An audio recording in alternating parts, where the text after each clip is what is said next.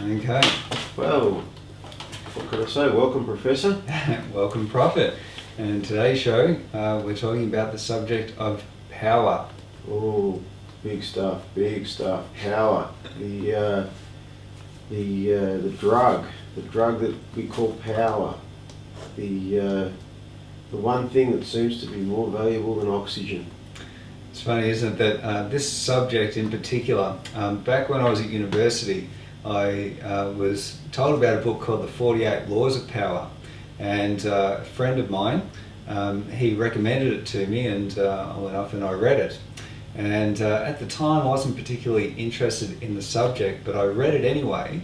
And I read it primarily so that I could see the power moves of those people who surrounded me.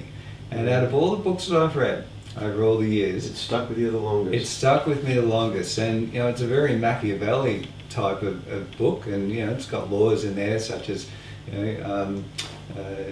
never put too much trust in friends, learn how to use enemies. And so you put the Bible away and you put this book next to your bed instead. Is that what you're telling me? Well, I put the Richard Dawkins books away, and I picked up this book. But I recently gave the book as a gift to a friend of mine who runs a bar in Cartagia. It was his Christmas gift this year. But I'm fascinated with this subject because I started off as a programmer, and my degree is computer science, and I'm still the prototypical nerd.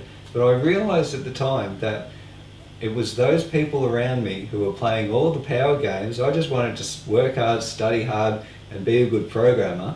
But essentially at the end of the day, I was always under the thumb of somebody else, and that somebody else was the one who had the power and was playing the power games. Yeah, but you can only be under the thumb if they have leverage over you.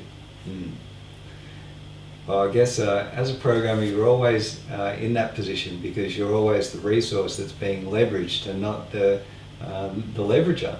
Mm-hmm. Unless you step into management, then you can walk around telling everyone that they're letting you down and you're disappointed. Yeah, I think we've all heard those words, haven't we? Indeed we have. And some of the worst times of my life and most irritating times of my life is when I've been either acting in the role of or have been a manager.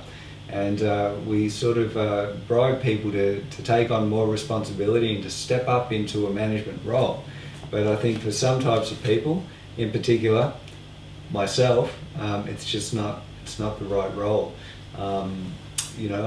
Even though I don't like being the resource that's being leveraged all the time, I found peace and contentment and peace of mind in actually doing a good job and doing a good day's work and providing the level of value that I do as the IT professional. But it's always it does irritate me that I'm under the thumb of somebody else all the time. Well, we hear an expression quite a lot in society, peace of mind. And when you think about what peace of mind is, we all strive for peace of mind, but very few people can actually tell you what it is. And I think Shakespeare's definition, I'm a big Shakespeare fan, I think Shakespeare's definition is the closest I've come to yet that sums it up very well. And he said, peace of mind is to be neither the borrower nor the lender. In other words, don't be blackmailed and don't have to blackmail anyone else. And it's funny, when you mention that, it makes me think back to one of my trips to Thailand where I was doing work for my startup, and I thought to myself, wouldn't it be interesting if I could get myself into a position in life where I was neither the resource being leveraged nor the person doing the leveraging? Well, you'd have peace of mind then, wouldn't you? I'd have complete peace of mind, but then who and what would I be if I'm not managing others? You'd have to be yourself then, wouldn't you? That'd be a very difficult thing to be. It might be too much time that I have to spend on my own. And part of the reason I did such a long trip to Thailand on one of my previous trips in May of last year was to see, all right, well, how long can I live on my own whilst I still had work to do, but I finished the work very early. And I had about a month where I didn't have anything to do. I was neither the manager, nor was I the resource being leveraged. And I've got to tell you, if you got no work to do, it can get very, very boring very, very quickly. It can get, it can go beyond that if you're not wrapped up, if your thoughts are not preoccupied with the day-to-day struggles, and suddenly that's removed from your mind. It can be a little bit disturbing, because a lot of things that has been suppressed over time, suddenly you get the opportunity to think about them. Things that have been said to you, things that have been done to you, usually by loving people, by the way. Suddenly you process all these things that you put in the vault, and you take a different understanding, a different perspective of it, and there are many things that can worry you. And this is why a lot of people, males in particular, like to stay busy. Even, they work very hard during the week. On the weekend, they've got their hobbies, and there's always something to fix, something to do, emails to check. Anything other than be with your thoughts. And I think, meditation in many ways is about blocking everything out and just being present in your mind. And that scares a lot of people, because for the first time in a very, very long time, they've got to actually think about themselves, not what they're building, what they're doing, what money they're making, that kind of thing. They just get the opportunity to think about themselves, and that can be quite scary. Human beings are somewhat predictable. They're experts on everybody else's life, but they don't know very much about their own. And when people are suddenly in an environment where they're not consumed by work or raising a family or things like that, it's like, hang on a second,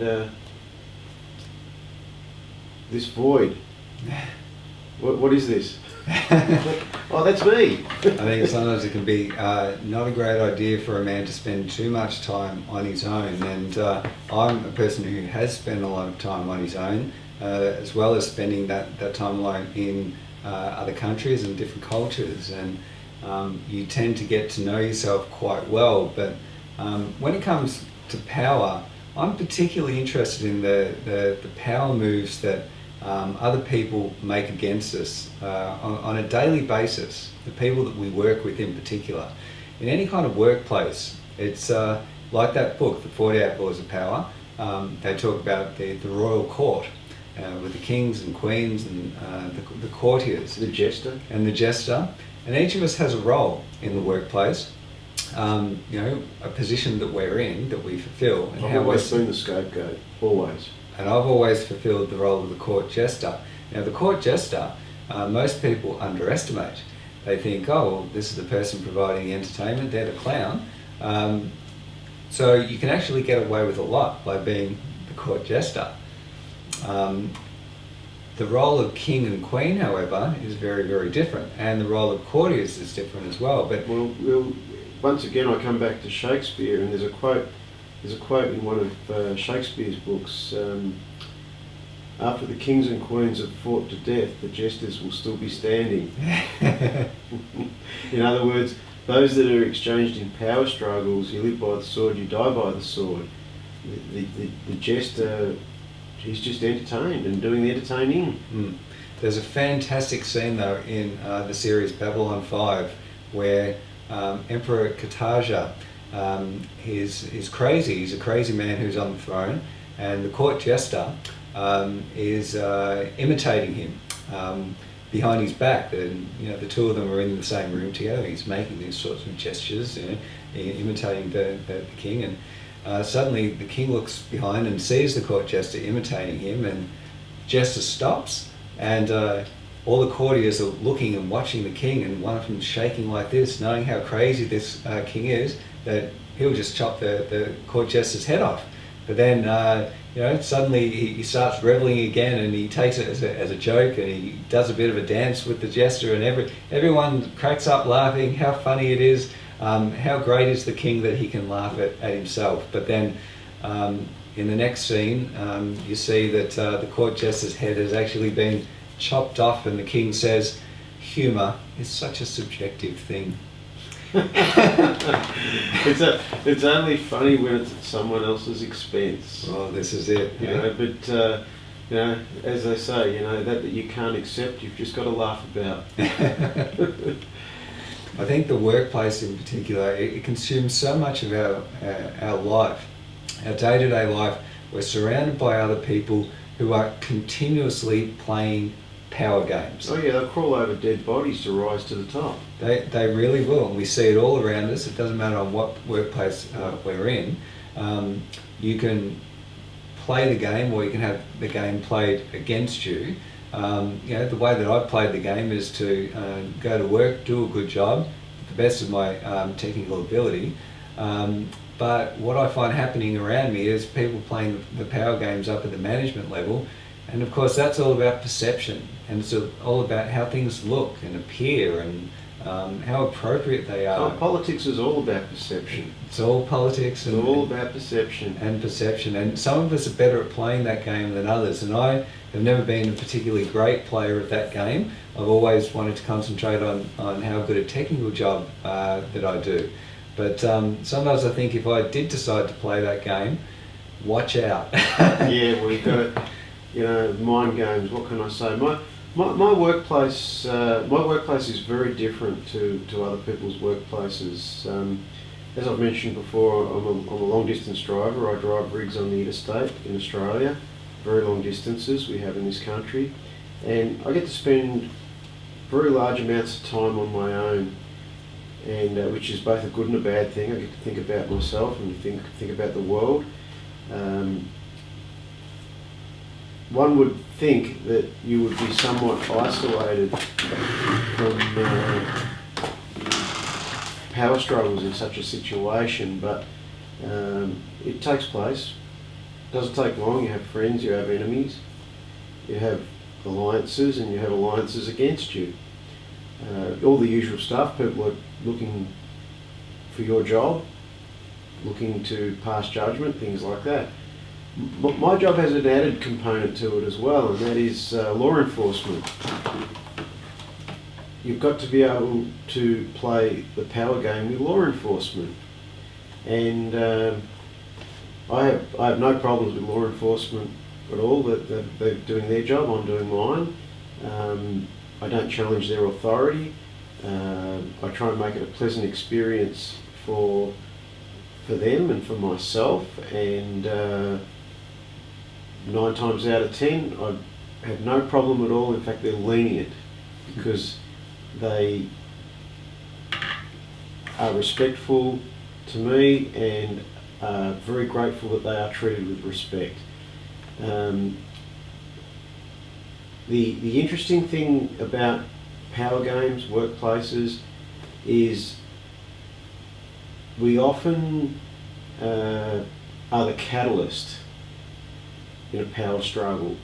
Of course we blame others for the power struggle. Oh, look at what they're doing to me, look what I've got myself wrapped up in.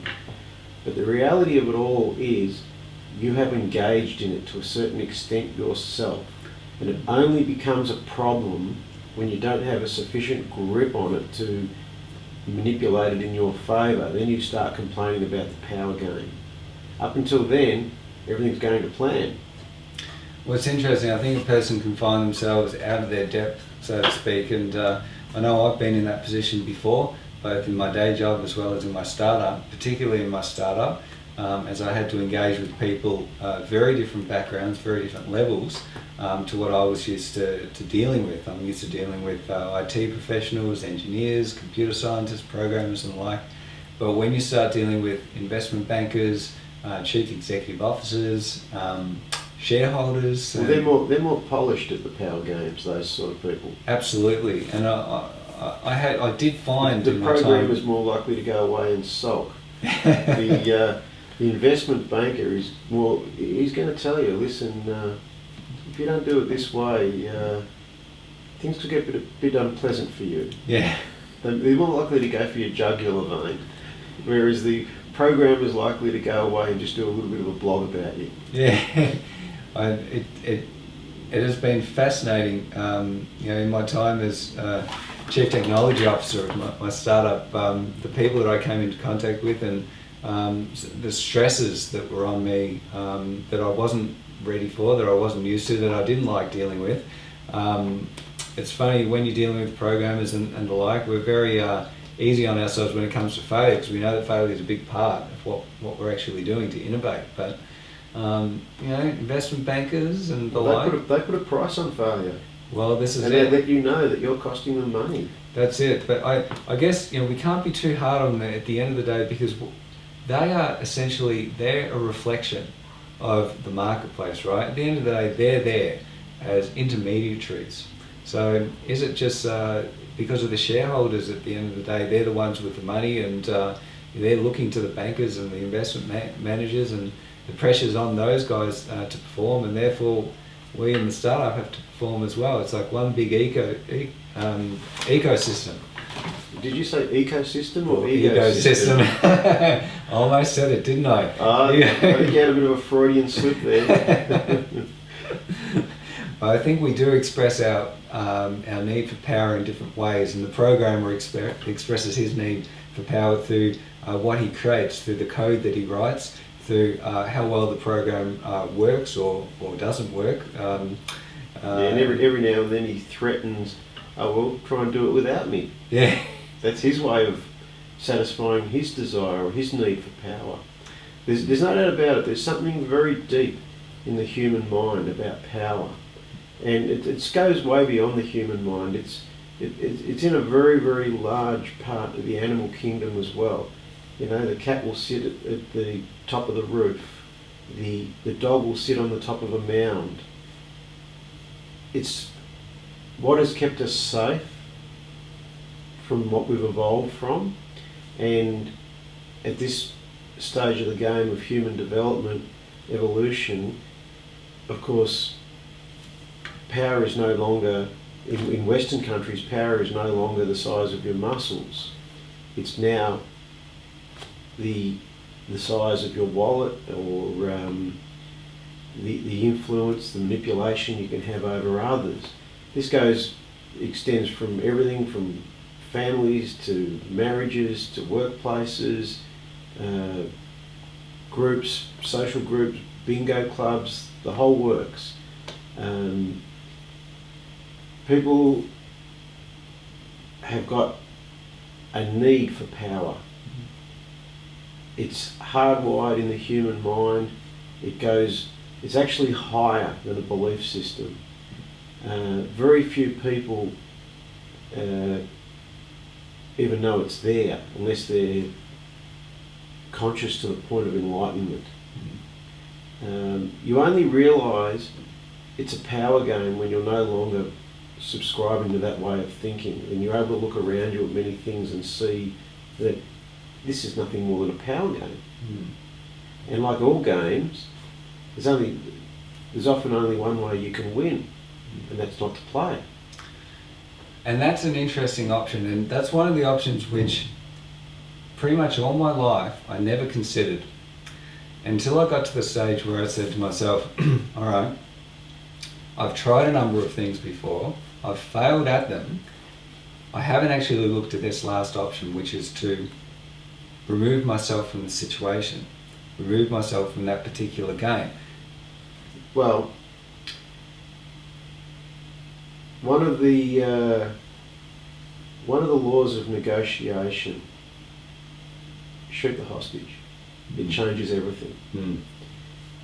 When there is no longer something or someone that you can hold for ransom, the power game, power's a fickle bitch. It can change very, very fast, quicker than the breeze. And it's all based on assumptions. This person will never do that, or this person has no other option. When you are able to think out another option, their battle plans become obsolete. And that is the only way you can win a power game, is to come up with a system where another they're blindsided. That they haven't thought out how they would get around that one. And I think it's very interesting because I'll tell you, the times in my life where I have chosen to walk away from relationships, from business situations, those have been the times where I've seen the look in the person's eye. Look of hate, because they no longer have control. And it's even more than that, it's shock and awe. Mm. It's, wow, this person is breaking up with me. Or wow, this person's walking away from the table. It's shock and awe. Well, if you're not prepared to walk away from the table, then it's really how much are you prepared to carve off to satisfy the shark. Mm. And sometimes the only winning move is to either walk away from the table or not to play the game. And another interesting thing when it comes to power, I had this thought last night that when the introverts start talking, you should start listening. Introverts have a kind of power that they've been spending a lot of time developing. You would often see them spending time reading in the library, reflecting. They bank the power. Yeah, keeping to themselves. Mm. Introverts are the people behind many of the best books that you see out there, many of the best screenplays, many of the movies that you see. They're the ones who are behind the scenes, who are providing the strategic input, or the writing, or the high level stuff that's required to bring a production to the masses. The intellects bring a different type of power based on logic and thought. Mm. Of course, the other power is based on ego, and you've got to be careful of that one too. You're likely to get a punch in the nose if you don't watch out. And of course, there's another type of power as well, and that's false power. Power that is perceived through lies, half-truths, justifications, those sorts of things. That is the most common power of all. If you don't do it this way, I'll sue you. Power based on fear is a huge one. Power based on lies is very, very common and also very difficult to combat as well. And I'll quote you a classic example of this. One of my work colleagues is very good at this game, and as I've mentioned before, I work for a large interstate transport company, and this is a really, really successful company because everybody that works for the company is a millionaire. You ask them, everyone will tell you they're all millionaires, right? But they choose to live in a caravan park, but they're all millionaires. And we have a few guys that are better at it than the others. There's one guy in particular who's very good at it. I won't mention any names. He's very, very good at it. He's very good at telling lies. And he has started telling lies about how he's wealthy. He's got a good friend who's a barrister, helps him with all his legal stuff. He's got trucks on the interstate that he owns himself, and everybody's kowtowing to him because, out of fear. I don't want any trouble with him. He knows a barrister. Could get sued. There's only one problem. It's only a lie when you know what is true. And there's a bit of a problem here. He uses the same accountant as me, and let's just say I'm not saying that he doesn't own trucks, but I think they're in his mind. And what has unfolded over time is, of course, the bigger the lie, the easier it is to believe. I don't subscribe to that way of thinking, so I've become outcast. In other words, no point playing the power game with him because he knows I'm bluffing. Mm. And all those Star Trek fans out there, they'd know this one for sure. Klingons never bluff when they're playing poker. But isn't it interesting that I myself found myself as an outsider in the workplace? So you and I shared that commonality. In the book, The 48 Laws of Power, it says very clearly that there are people that you'll come across in this life who will proclaim not to be interested in the game of power and claim that they've stepped away from it and that they want no involvement in it. These are the people you have to watch the most, Stephen. What are your thoughts on that quote? Well, you have to be most careful of these people. Well, they're often the most dexterous at playing the power games. yes. Maybe that's why you're an outsider. Well, perhaps. Maybe the problem's with you, Clarke. Perhaps we know too much. We're too dangerous, potentially, for those around us. That's right. I think my thoughts on that are this. Whatever people tell you, they're really telling you this to satisfy their own conscience. So you've got to listen very carefully to what people are saying and read between the lines. I have seen many a person look at me in the eyes and tell me a blatant lie. But it was only a lie to me. They believed it. I knew that it was a lie. And we all face these situations in life.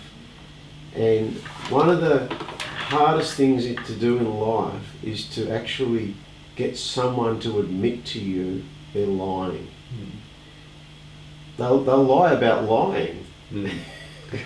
which sounds a very strange expression, but it's also, when you think about it, it makes a lot of sense.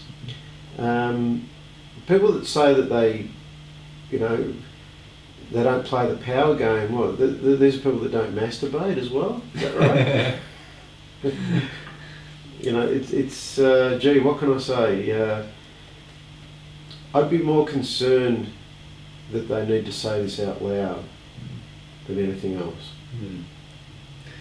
We do live in a society where, and it's not just the Western world, pretty much everyone is looking for status of some kind, to be seen as... Oh, they'll lie for it, they'll marry for it, they'll steal for it. This is it. And there was a series created by a fellow by the name of Alain de Botton, and it was called Status Anxiety. And essentially what he was saying is that everybody has got very similar concerns about how they're seen in life, their status in society, how much money they've got or seem to have, the lifestyle that they live. But it's all within the eyes of others.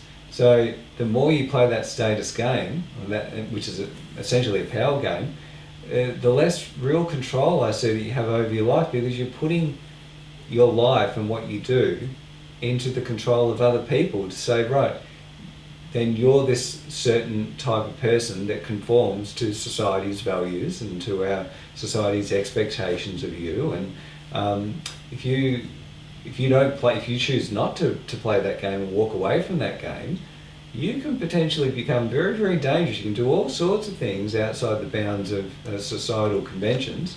I'm not saying illegal things, but things that society would say, well, perhaps would look down at you for doing, or it wouldn't be socially acceptable, or there's that word, it would be inappropriate for you to engage in this or that. Well, the man with nothing to lose should be the man most feared of all.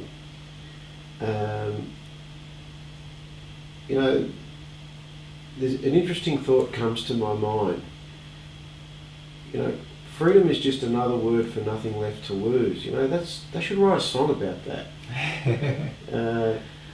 It's The power game is really all about blackmailing someone. I know that word is unpopular, the word blackmail, but that's really all it is. You know, you blackmail someone with money or with fear or physical harm, perhaps. Of course, you can blackmail them with their career. You know, when a marriage goes south, oh, I won't let you see your children. It's all about blackmail, the power game, and it cashes in on your belief system. And this is one of the reasons why blackmail is so psychologically damaging, because it places a person's mind in a place where two ideas cannot exist together. If doesn't matter which way they go, there is psychological damage, a belief system that is broken, and hence it is very effective. I mean, let's be honest about it. If it wasn't for leverage or blackmail, probably very little would get done. People wouldn't be turning up to work to do anything if they were just going to be paid, whether they did it or not. But it's interesting when it comes to that subject, and I know that I've made decisions in my life which I've known that going in this direction is going to open me up to blackmail. So I knew it at the time. I was about to embark upon a path that would open me to that. So I needed to decide what I was going to do, whether I was going to be open about what I was doing or whether I was going to keep it a secret. I chose to be open about it. And it affected how people saw me because it was an inappropriate thing I was doing. But inappropriate according to whom? To society's values. However, the way things should be. The way things should be. My experience is psychological problems orbit that word should. Let's not should this person. The word shouldn't even exist. Now should it, Clarke? What I found was that people couldn't blackmail me because I was being open about doing something which was not acceptable to society. It wasn't illegal, it was a small thing. However, it is something that other people would be blackmailed for. And there's that form of power, that if a person's open about doing something, somebody else can't use that as a lever against them. You remove the fulcrum. Yeah, removing the fulcrum. Exactly right. And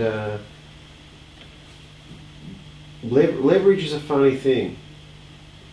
The lever can break, the fulcrum can crumble, or the object can move. Something's got to give. At some point something's got to give, and it's better that you make the decision rather than it be made for you. Absolutely. And I think that that's one of the better decisions that I've made, to remove that fulcrum, to kick it over and say, right, I'm doing this and I'm being open about it, and this Western society says that's wrong, but Asian society said, doesn't bat an eyelid to it. So you've got to look at the values of your society and what is held dear, and sometimes you've got to make your choices accordingly, and that might mean taking a different path that is more acceptable in one culture than another. But kick over the fulcrum. Kick over the fulcrum. But I think that sort of gets back to who you pretend to be, and the role you're playing, I guess. And in an ideal world, the role that you're playing and who you are need to be one and the same, or very close to each other. When there is a big distance psychologically between the two, the power game, the blackmail, can present itself. And this is, to my mind, this brings up thoughts of people like Elliot Spitzer and various politicians who say one thing and yet are engaging in the exact behaviours in which they're sort of proclaiming against, they're preaching against doing. Well, that's one of the reasons why I've got a lot of respect for Charlie Sheen. He is what he is, and he's open about it, right? And sounds like a lot of fun as well, but cost him a lot of money. Cost him a lot of money, But he's not pretending to be something who he isn't. And you know, you got to respect someone that that is being what they do is who they are. You've got to respect that person, even if it doesn't sit well with your values or your culture or your religion. You still got to have respect that they think enough of themselves to be themselves. Absolutely. And you know, Charlie Sheen has paid the price for his behaviour. In terms of his health, he's paid a health price. He's paid in terms of how society views him. But he's still my hero. Well, I'm not. I've got a lot of respect for Charlie Sheen and for him being open and honest about what he's doing. But I guess if you need to be prepared for the consequences of engaging in a certain behaviour if it's against the values of your society.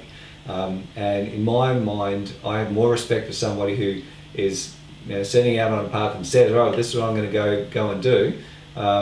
So long as I don't do anything illegal. Well, I think it's. I think it's good to have respect for someone like Charlie Sheen, but you really, I don't think it'd be a good idea to be a sexual partner, though.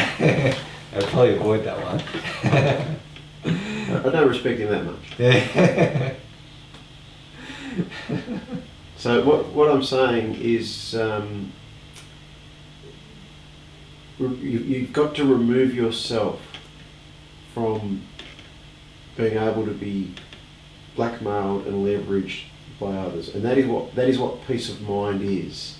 It's the removing of oneself from a blackmail situation. Part of the problem in the Western world, however, what I've found is that, particularly with YouTube and being in the public eye for anything, whilst you've got another job or career, people can come to you and say, "Hey, I've seen your YouTube channel, or I've seen you said this and said that. I'm going to tell your workplace or your manager about this." And that kind of leverage and that kind of control in our Western society, political correctness is a form of power and control. It's a form of manipulation. And it keeps people under control. And anybody who says, and you know, there's a number of people out there, content creators who, and the vast majority of content creators, they have to have another gig because content creation doesn't pay the bills. But we live in a society where it's become so politically correct that to even have an opinion on anything, if that opinion is against the majority opinion or against the opinion of the powers that be, that's a problem for us. There's another way of presenting it, and that is comedy. Comedians can say almost anything within reason, as long as you can make people laugh. And I mean, people like Mel Brooks have made a fantastic career out of it. Yeah. And you know, people are okay with things as long as it makes them laugh and doesn't confront their belief system head on. All right? You know, there's an old saying: you can go tell a man to get stuffed as long as you do it with a smile on your face. It's all, you know, it's all about the body language as well.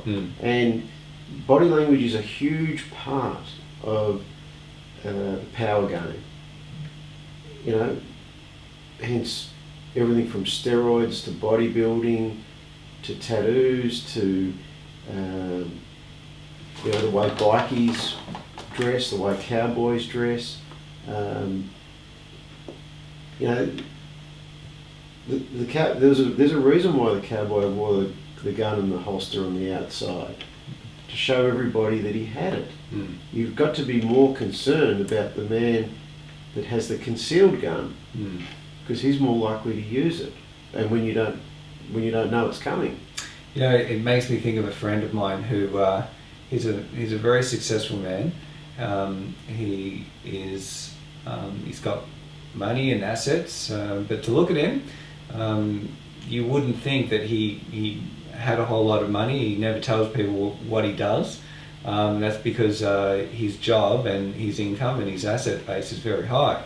And I think he's like, I'd call him the secret millionaire, so to speak. But he could very well go in a completely opposite direction and get around in very expensive suits and being seen in a very expensive house and motor vehicle and all the rest of that.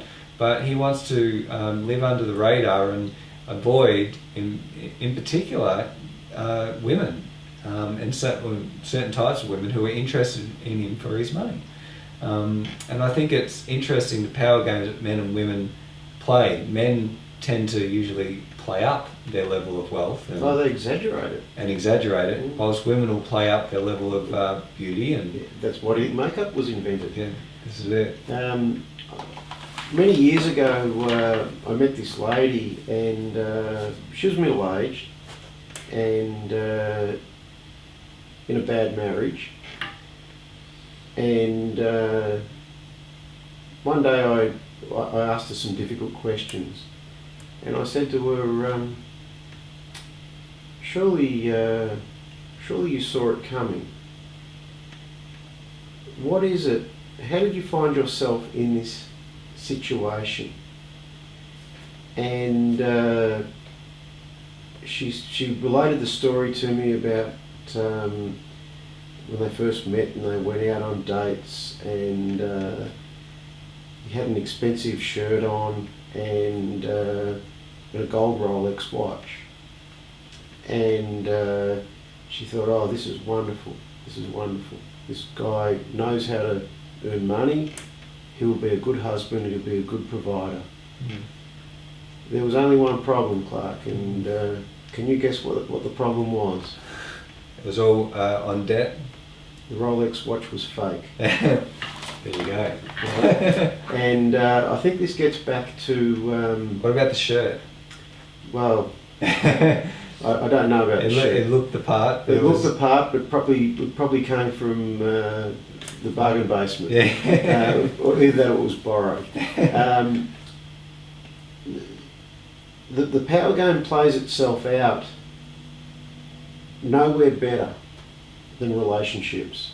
I'm talking romantic relationships. No, it's a perfect forum for the power game.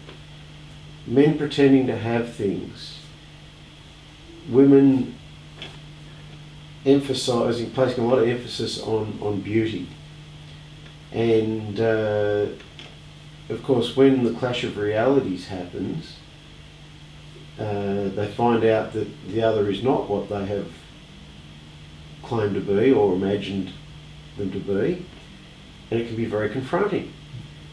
It can be very confronting when you find out that this man that seemed to splash around all this money actually has no money and is bankrupt. It can be very confronting.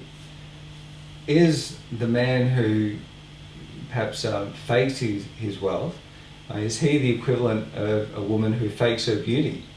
Is the man who puts on the show saying that he's got all this money the equivalent of a woman wearing a whole lot of makeup to emphasise a level of beauty that perhaps she doesn't have? Are they the equivalent when it comes to the power games between the two sexes? I'll put it to you this way. It would take a lot of courage to be a daytime hooker. It's an interesting one, isn't it, hey? Yes. I think both are the same thing, just as unsavoury as each other, and pretending to be something or pretending to have something is really nothing more than delusion, which will eventually come back to bite you and the person you've deluded. One of the things that gets me though about the sexes, and this is something that in particular I've seen over in Thailand, is that over time, as we age, we tend to make more money, we gain more status, more resources, we have more of the things that women want in us than when we were younger. Yet as women age, they tend to lose their youth and attractiveness, the beauty fades, and they have less of what we want as men. And hence you see over in Thailand the phenomenon of the male sex tourists going with the younger women in the bars of Thailand. I find it interesting in our society the way that it's gone with equality, men and women now being equal, but at the end of the day, we still have this biological reality of what each sex is looking for. And men are going to gain more power as we gain more wealth and money, but women are actually going to lose a form of their power in terms of their youth and beauty, even if that woman is successful in the business world and gains a lot of money and resources. Men, or she's not going to have that power over men. She's going to lose that as her beauty fades. But that's not true of the man. No, the trends are going in the opposite direction, and there's no doubt about that. And of course, somewhere in the middle, the two different trends are going to cross. And in an ideal world, they would cross and taper to a flat line together. And I guess that's what you would call a stable long-term relationship that is very fair and very balanced. More often than not, the trends continue on their journeys, and the gap widens, and the basically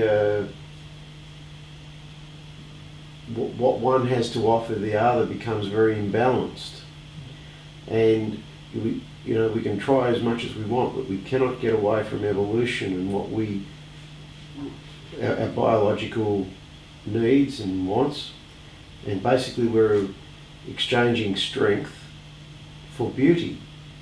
Once upon a time, the strength was measured as being able to fight off other contenders for the mating rights. It still goes on in the animal kingdom today. Elephants fight to the death, bears fight to the death. Of course, in our sophisticated world, we measure that strength in the male population by shiny objects and wealth, whether they are real or otherwise.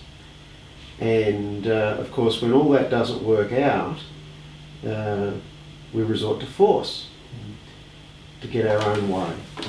And that's why in Australia, 9 out of 10 murders are crimes of passion. They involve lovers or ex-lovers, often love triangles, and makes it easy for the police. They never have to look too far for who did it. It is still very, very deep in the human brain. Well, if I can't buy them, I'll use force, and that's where all that comes from. I think the long and the short of it, I think, is to be aware of it, to be self-aware, to change your belief system to one where you don't believe that you can buy whatever you want. And some things cannot be bought. Well, what did John Lennon say? The best things in life are free. He also said money can't buy you love. All right? That's true. How true is it? How true is it? If it was easy to buy love, everyone would have it. It's fascinating to me, though, the differences in the sexes as they come into money and wealth and power in particular, that men, what do we see? Seeing the older man with money and power, what will he do? He'll go out and find a younger woman or younger women. We call that a midlife crisis. Midlife crisis. He will have a harem of women if he can, depending on how much his wealth and power can attract. But we don't generally see women making those same decisions when they come into wealth and power. What do we see when women come into a lot of money? Generally they usually like to isolate themselves. This is it, and they wouldn't consider a man who earned less than them. They would be then looking, if they've got a multi-million-dollar fortune, they'd be looking for a man who's got a fortune in the hundreds of millions of dollars. They're still looking up, regardless of the fact that they themselves have become rich as well. But the man, he will look down to the level of the street and go and walk into, say, a brothel or a whorehouse or that sort of thing, so long as he can find a young and beautiful partner there. So it's very, very interesting to see what happens to people and each sex as they come into money and power. Well, their behaviours. We've formed a new belief system since the invention of money, and what people are prepared to do for it, what they're prepared to do with it. Money's the new god, and we've got a completely different belief system now, based around these bits of paper or these bits of plastic with ink printed on them. And a lot of people, their thoughts are consumed by money, and how they're going to get more of it, I guess you could say, and how they can use it for the maximum advantage. Generally speaking, money makes people do things that they wouldn't normally do, but they're able to justify it. That's the scary thing with money. I think we see with people who are big differences in if they've inherited the money themselves or if they've actually gone off and earned the money and developed the fortune on their own, so to speak. We see differences in behaviour. I mean, you look at lotto winners, for instance, who have been seen to spend up big, lavish houses, lavish cars and lavish lifestyle, and then suddenly the money's all gone and they're back on a pension or something like that. Whereas the person who's made it slowly and in a controlled manner generally tends to keep and hold on to that fortune because they didn't allow the money to alter their belief system. We live in a world where we know the price of everything but the value of nothing. And I think when you are aware of the value of things, particularly the value of human-to-human relationships, money becomes secondary. Yes, we've all got to pay our rent, buy our food, fill up our cars. But I suppose the real question is whether you'd be prepared to sell your mother to do it. And regretfully, the answer to that for most people would be yes. We change terminology into things that we can live with. Commercially, it would be better, be more viable to do it this way. We don't actually come out with the blunt expressions like, well, if I did this, I can screw more money out of them. That doesn't sit well with the masses. So we say, well, it's more advantageous. Games with words. This kind of doublespeak is prevalent in the corporate world, of course, where we use, where I work, the word resource is used to describe people, and it's never really sat well with me. And in particular, I'll tell you when it really got to me. It got to me after I returned from Thailand for the first time. That's when I really experienced, I guess, the irritation of the word resource. I didn't like to be called a resource or to be seen as a resource. I was a person. I wanted to be valued for my humanity and my personhood, but I was essentially a person providing a resource. I wasn't actually the resource. The resource is the table. The resource are the tools around us. But I am a person who's providing time or resources in terms of my labour and my abilities. But I myself, people are not resources. People are resourceful with their time and their resources, but they're not resources in and of themselves. And it really got to me, Stephen, after I got back from Thailand, because I could see it for the first time.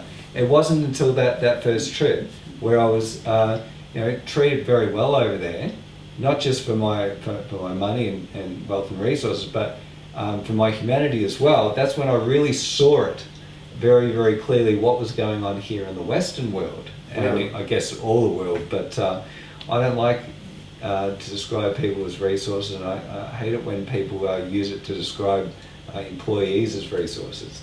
Sounds like an issue, right? But We'll make it another whole we'll show. make about another this, I whole think. show about that one. Basically, what you're telling me is your belief system is incompatible with another person's belief system. You see your value as a person.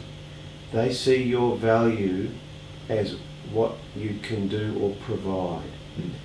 Those two belief systems are like oil and water. They are not going to mix no matter how hard you shake them. And eventually they've got to be separated or it will lead to conflict. You're really talking about nothing more than you see people for people, management see people for the roles, the jobs that they can provide. And yet management, for some reason, don't think to themselves, hang on a second, I as the manager am also a resource, and the managers above me are seeing me in the same way. And it's funny that the employee, the actual workers are seen more as the resources, yet sometimes the manager can't see their own resource that they're providing, that they're the resource in themselves as well. I had an interesting experience last year. I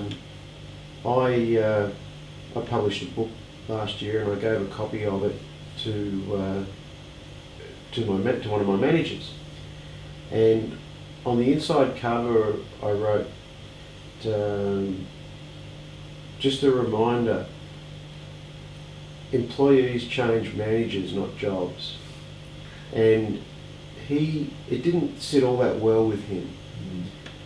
And because I think for the first time in a very long time, if at all, he realised that when people changed jobs, they were actually changing to be out of his clutches. And I did notice a big shift in his management style after that. More appreciation, more valuing of people as people. And of course, he might have been a little bit offended at the start, but all that indicates to me is there was an element of truth to it.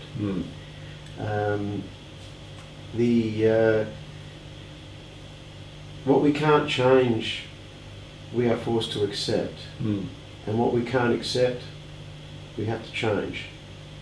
Even if that means removing yourself from that situation. And being used by anyone as a resource, whether it be in an employee environment, or whether it be in a marriage situation, or whether it be a government sending troops in as cannon fodder, it is all based on the assumption that these people have little to no worth. And not only do they have little to no worth, they know they have little to no worth. And that's where it has fallen apart in your situation. You don't accept that assumption. Well, that's it. And in my life, I know the people who view other people as resources and those who view them for their humanity. Good example, my first girlfriend, she knows who she is.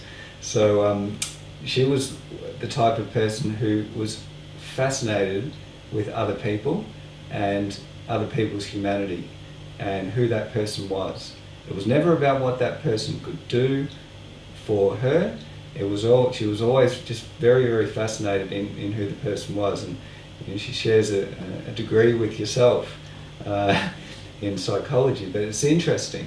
The differences between people, and I've always been a person to view another person for their humanity and who they are, not just for what they do. Because I can respect very much a person for their resourcefulness and see how great that is, but it doesn't define them. It doesn't define them. That's exactly right. It's very true. This gets back to the individual. When an individual can see their value as a person, everything around them is different. All their relationships are different. They're all in trouble because they're all based on the dehumanising of them as a person. And it can be a watershed moment in your lifetime when you say, hang on a second, I think I'm worth a little bit more than the way others view me.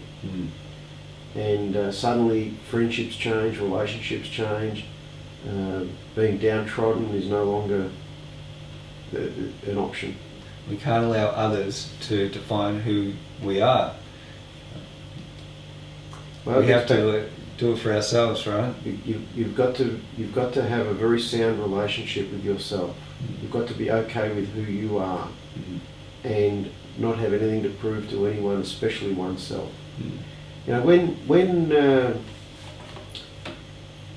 when you're young, you think everything is important, especially oneself. Hence, drama is high on the list amongst younger people.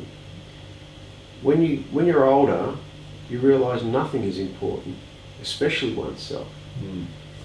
And the only thing that is important is the way you treat another human being. In other words, you don't abuse the power that you have over another human being. That is the only thing that is important. You ever been to a restaurant and seen a customer treat a waiter with a lot of disrespect? Or It disgusts me. It disgusts me as well, because, and you should I've noticed in life that if a person treats another person who's in a service position with disrespect, then that tells a lot about about time before they treat you like that as well. Absolutely, it tells a lot about that person's character and their values, and how people treat people in service positions, and especially service positions which are very difficult positions like waiters or retail, anything like that. It tells a lot about the person's character. Well, when I go to a restaurant, I invariably the wait staff, maybe from another culture, I always try and engage with them on equal ground. Oh, whereabouts is your home? Where are you from? Why did you come to this country? Do you like it here? What do you miss about home? Those sort of questions, things that are important to them. And it's a common story. I'm from another country that's not as good as Australia, maybe an Asian country or something like that. Not as many opportunities there. I've come to Australia. I'm studying. I work as a waiter or a waitress 3 nights a week, and I always take an interest in them as a person, and I always, I never let them feel that I'm getting between them and their work or anything like that. A conversation like this might take place over a minute, and I always tie it all together at the end with, you're doing a great job, thank you for what you're doing, and I wish you all the best on your journey. And that's the right way to approach it. They never feel like they are my servant, and they're not my servant. In fact, a few years ago, when my partner and I went to Vietnam,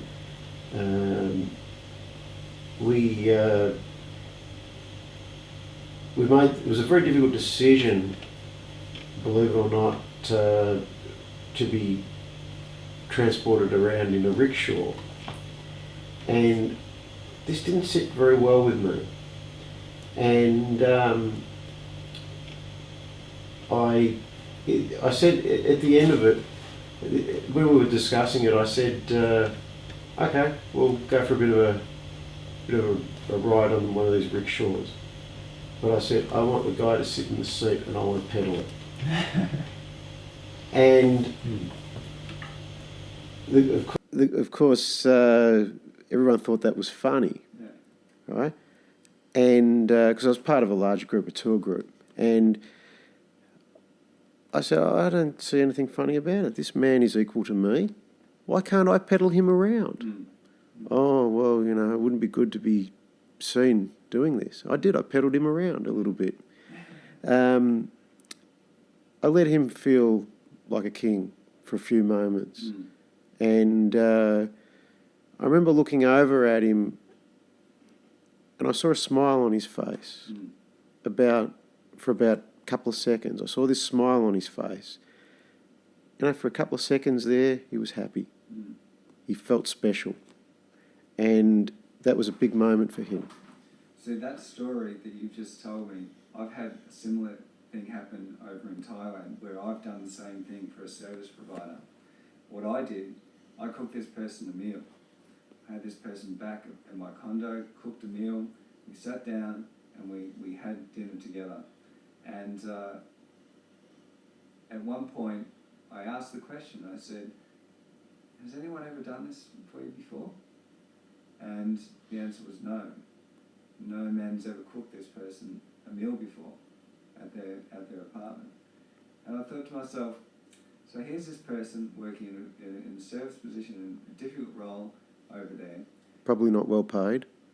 Not well paid by our Western standards, and yet the people who go and that make up the marketplace, who utilise this person's services, can't see the humanity of the person who's doing the role. They see only the role that the person's performing. And that sort of got to me. It sort of made me feel sad that we live in a world where people are treated as resources to that degree. Oh, it's more than that. It's about class structure as well. This is it. And, we're holding on to ideals and belief systems from centuries gone by. And it's not something that I think we should be all that proud of. Power is a fascinating subject, isn't it, Steve? But I think we have to sort of wrap it up here. Yep. This one's gone a bit longer than what we thought it would. It's been a fascinating discussion. I think we could probably do another one, or even a series on power. There's so much. We'll revisit this subject. Please email us in some thoughts on it, some ideas, some anecdotes on it, maybe power struggles that you're involved in or have been involved in, and we'll revisit this power game one. But what can I say? Peace of mind. Don't be blackmailed. Until next time, mate. Thank you. We'll see you later.